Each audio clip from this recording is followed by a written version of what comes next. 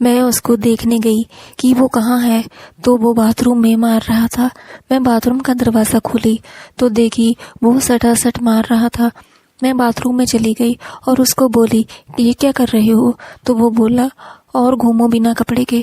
तो मैं बोली, क्यों, क्या हुआ फिर? वो बोला, मैं पागल हो रहा हूँ, मैं बर्दाश्त नहीं कर पा रहा हूँ। वो बोलते बोलते लड़खड़ा रहा था। मैं उसके करीब आ गई और उसकी आंखों में आंखें डालकर देखी और धीरे धीरे से वो मेरे और भी करीब आ गया और फिर उसने मेरी नाइटी को। दोस्तों, जिंदगी कभी कभी ऐसे मोड़ पर खड़ी कर देती है, यहाँ ये समझ पाना मुश्किल हो जाता है कि क्या अच्छा है और क्या बुरा, और ऐसे में लोग समझ नहीं पाते हैं उनके लिए क्या ठीक है क्या नहीं। मैं भी ऐसे ही फंस गई थी।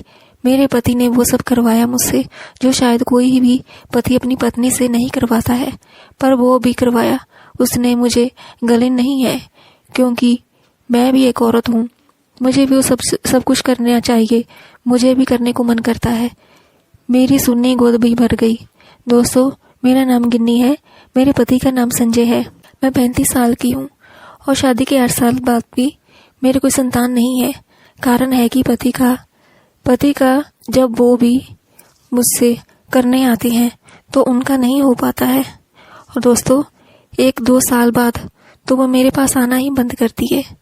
अब मेरे घर में झगड़े का कारण संबंधी होने लगा क्योंकि मैं प्यासी और बेकरार रहने लगी थी।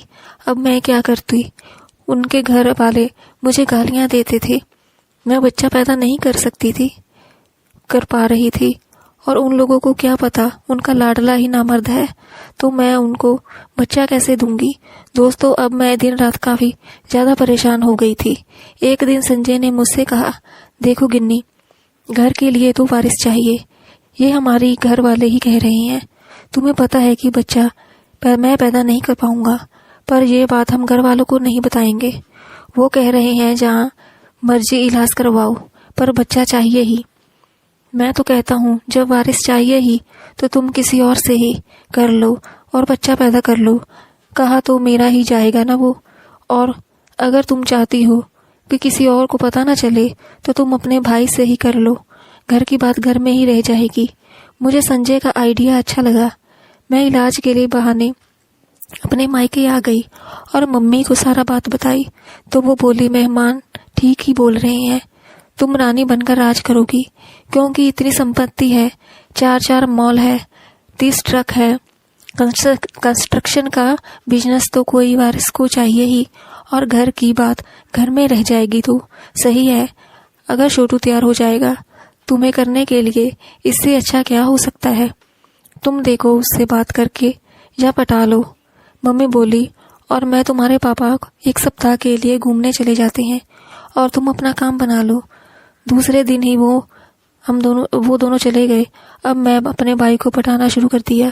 जब वो घर में रहता तो मैं चाल में मटकती, छोटे छोटे कपड़े पहनती, वो मुझे घूरना शुरू कर दिया।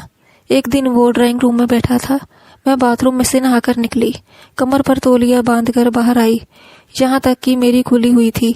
वो देखकर दंग रह गया। मैं मुस्कुराते हुए अंदर कमरे में चली गई।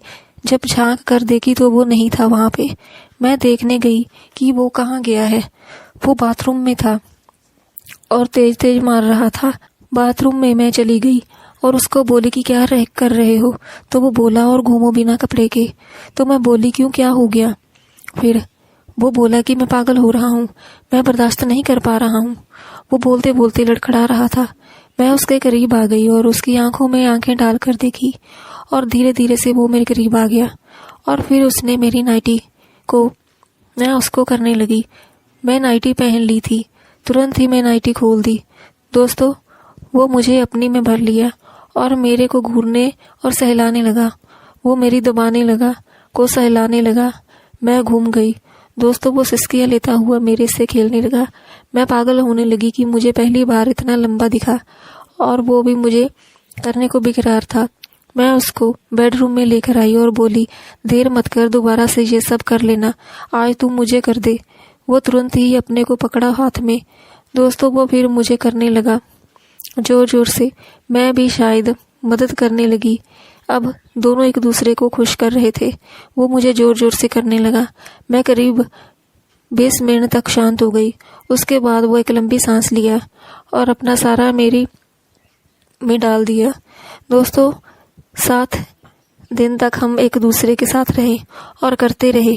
जब मैं वापस ससुराल आई तो मेरा मेस नहीं हुआ, यानी कि मैं प्रेग्नेंट हो गई। आज मेरी गोद में एक लड़का है और मेरे पति बहुत खुश हैं। अब वो कह रहे हैं कि एक बेटी चाहिए।